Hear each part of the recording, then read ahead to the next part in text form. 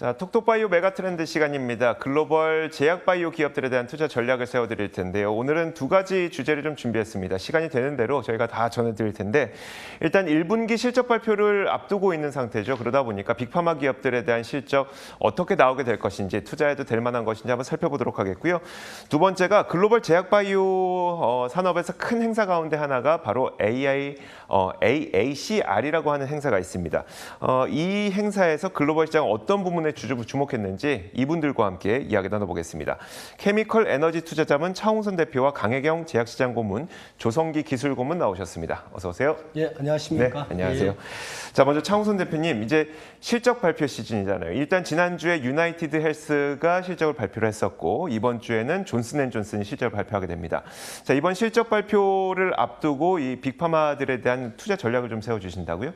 예, 말씀드리겠습니다. 그 1분기 실적을 기준으로 보면 물론 경기 민감 업종들이 실적 자체가 1분기 때 턴어라운드 돼서 많이 올라오고 있는데 그거 플러스 이제 관심을 가질 것을 이제 저번 시간에도 말씀을 드렸는데 그 글로벌 헬스케어, 특히 미국 빅파마에 대해서 좀 관심을 가질 것을 말씀을 드립니다. 한마디로 말씀을 드리면은 이 소외된 업종입니다. 두 가지 이유 때문에 소외됐는데 작년에 미국 대선을 했지 않습니까? 미국 대선을 거치면서 약가 인하 이슈가 있었습니다. 미국 대선 본격적으로 들어가기 전에 그러다 보니까 전통적으로 약가 인하 이슈가 있다면 미국의 빅파마들 같은 경우 약가 인하에 자유로울 수가 없으니까 주가가 조금 조정을 받았죠. 조정을 받았고 밸류에이션 자체도 내려갔고. 두 번째는 이제 코로나19입니다. 코로나19 때문에 우리나라 기업들은 의외로 이제 영향을 좋게 받았는데 미국의 빅파마들은 오히려 코로나19에 관련된 백신과 치료제 기업을 제외하고는 그 빅파마들 같은 경우는 흔히들 뭘 하냐면은 항암제라든지 알츠하이머라든지 면역 치료제를 많이 하고 있는데 그런 것들은 이제 코로나19 때문에 오히려 피해를 좀 본 업종이다 이렇게 말씀을 드립니다. 그래서 첫째, 미국 빅파마들은 1분기 실적은 양호하게 이제 올라오기 시작하는데 두 번째는 밸류에이션 자체는 소외를 받았다. 소외를 어느 정도 받았냐 하면 지금 S&P 500 같은 경우가 24배, 이렇게 올해 2021년도 PER 기준으로 24배를 받았는데 지금 현재 10배에서 12배? 8.5배짜리도 있거든요. 그래서 이게 상당히 조금 이렇게 소외를 받았다 이렇게 말씀을 드리고요.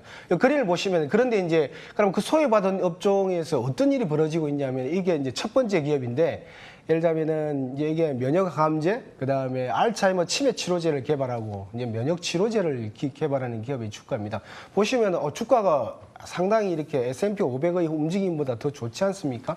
그러니까 소외받은 그런 업종들 안에서 이제 한 개, 두 개씩 이렇게 관심을 받고 있는 업종들이 생기는 것 같아요. 이 기업 같은 경우는 평균적으로 미국의 빅파마들이 PR이 14배 이래 되는데 14배, 12배짜리도 있고 이러는데 여기는 22배, 25배까지 올라간 그런 사례가 있습니다. 그래서 요런 것들, 요런 빅파마들의 움직임이 지금부터는 조금씩 다 일어날 수 있다. 그래서 꾸준히 관심을 가지셔야 될 것 같아요. 이 두 번째 기업도 동일합니다. 뭐냐, 어떤 형태의 그림이 나올 거 같냐 이래 보면은 미국의 빅파마는 2015년도 때도 이제 빅테크 기업들도 올라갔지만은 면역항암제 기업을 개발한 기업이 이제 두 개 기업인데 이 기업 같은 경우는 시가총액이 두 개 합쳐서 한 100조 원 이상씩 올라간 그런 사례가 있습니다. 그런데 이번에 쭉 설명을 들어보시면 알겠지만 1분기 실적도 양호하고 두 번째는 이제 이런 면역항암제 기업들, 알츠하이머 기업들을 중심으로 이렇게 주가 흐름이 양호해질 가능성도 있다 이렇게 말씀을 드립니다. 빅파마를 좋게 보는 5가지 이유를 좀 정리해 주신다고요? 예, 네. 말씀드리겠습니다. 그러니까 키워드 위주로 말씀을 드릴까요? 빅파마를 그러면 큰 그림을 보고 이제 조금 있으면 이제 디테일하게 이제 1분기 실적을 말씀을 드릴 텐데 큰 그림 보면 이제 5가지입니다. 첫 번째 키워드가 뭐냐면 시장이 연간 7.4%씩 증가한다. 시장이 7.4% 증가하면요, 그렇게 작은 시장에서 증가하는 속도가 아닙니다.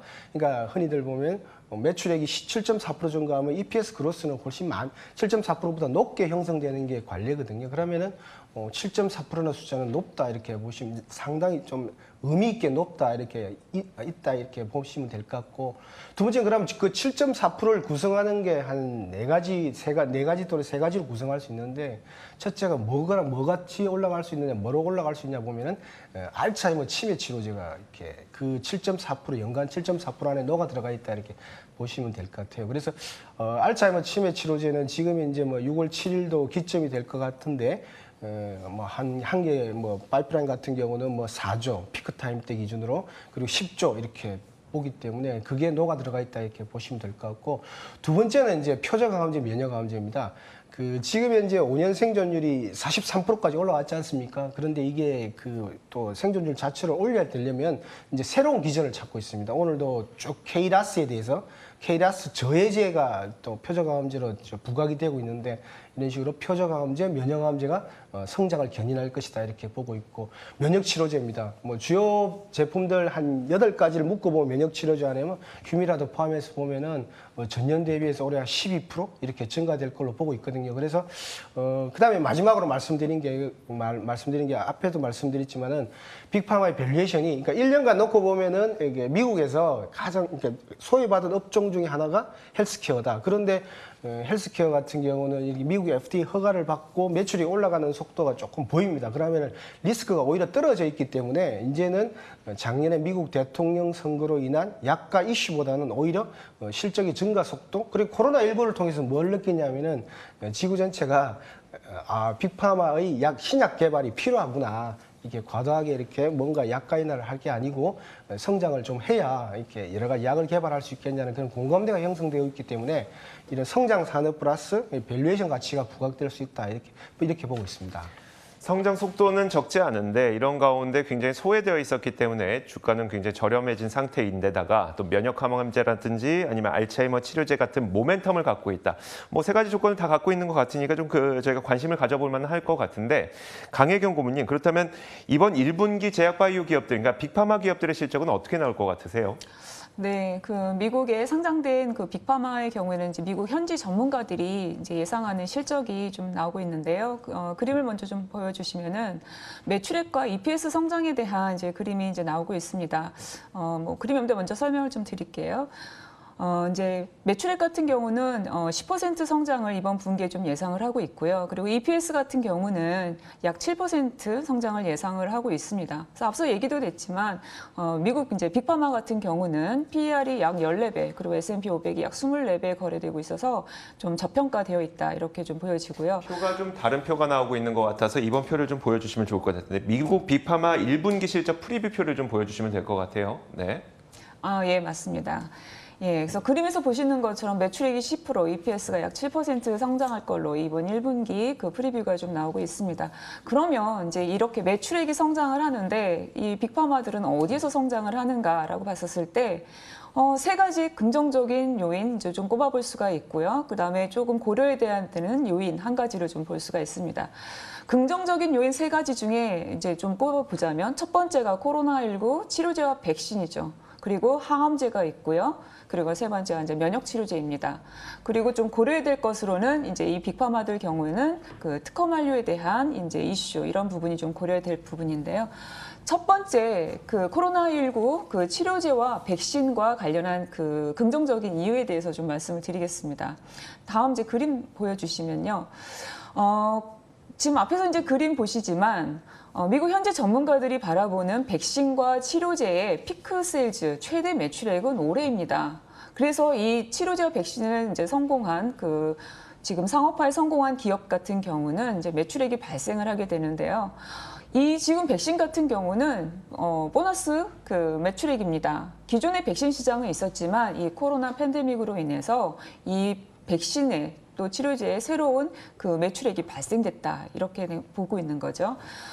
그래서 이 코로나19 예를 들면 치료제를 개발한 기업 같은 경우는 예를 들면은 매출액에 있어서는 20% 성장이 예상되고요. 그리고 EPS 같은 경우는 약 22% 성장이 예상되는 그런 기업도 있습니다. 이런 부분들을 좀 참고할 수가 있고요. 그다음에 두 번째 항암제인데요. 앞서 이제 시장은 7.4%로 성장이 예상이 되는데 항암제는 그보다 더 큰 약 11% 성장이 예상됩니다. 그런데 또 그 중에서도 그 면역 관문 억제제 아니면 체크포인트 이니비터라고 하기도 하고요. 이 시장 같은 경우는 전년 대비 YOY로 약 22% 성장이 예상이 됩니다. 그러면 이 매출액이 도대체 항암제는 어디서도 이렇게 매출액이 나오는 거야? 라고 또 봤었을 때는 예를 들면 이제 이 단일 품목으로 봤었을 때 이 면역 항암제 같은 경우는 14조 원 이상 이제 매출액이 나오는 그런 제품도 있지만 또 이런 적응증을 확대한다거나 아니면 수술 전후에 사용 요법을 사용한다거나 아니면 미국 외에 다른 국가에서 면역 항암제 그 매출액이 증가하면서 이런 면역 항암제가 매출액이 지금 증가하고 있습니다. 이런 부분을 또 고려해 볼 수가 있고요. 세 번째 말씀드린 긍정적인 이유, 이 매출액이 증가하는 이유에 있어서 그 면역 치료제가 있습니다. 면역 치료제는 전체 시장만 보게 되면 약 80조 원 되는 시장이고요. 이 시장은 그 안에 이제 들여다보게 되면은 자가 면역 질환인 류마티스 관절염이나 건선, 크론병과 같은 이런 질환이 있습니다. 그리고 이제 전 세계적으로 많이 팔리는 의약품이 있죠. 이 의약품 같은 경우는 뭐 이 최대 매출이 24조 원까지도 뭐 이렇게 보지만 이 면역 치료제 같은 경우가 이제 이렇게 YOY로 봤을 때 12% 이상 매출액이 성장이 올해 예상이 되기 때문에 앞서 이제 그 매출액 10% 이상 그 성장합니다. 이제 예상됩니다라고 말씀드렸는데 이렇게 코로나19 치료제와 백신, 항암제 그리고 면역 치료제에서 성장이 예상이 되고요. 그래서 이제 이 10% 이제 말씀드린 거에 여러 또 이슈는 있지만 빅파마는 PER이 아까 14배라고 말씀드렸는데 좀 저평가군이어서 좀 투자하기에 좀 좋다 이렇게 보여집니다. 고문님 그런데 앞서 말씀해 주셨던 게 빅파마 기업들의 특허 만료에 따라서 매출액이 줄어들 가능성을 좀 고려해야 된다고 얘기하셨거든요. 이게 어떤 의미일까요? 이 빅파마들하고 이제 빅테크 좀 비교해 보면은 빅테크는 이제 그 최근에 이제 상장된 기업이나 이제 보면은 이제 허가받은 이제 제품이 없어서 그 미국 이제 FDA를 이제 승인을 많이 받은 그 전통 미국 빅파마들은 이제 그 특허 만료 이슈를 이제 접하게 됩니다. 그래서 이제 특허 만료가 되면은 매출의 하락이 불가피하죠. 그래서 이런 부분을 좀 고려해야 된다 이런 말씀을 드립니다.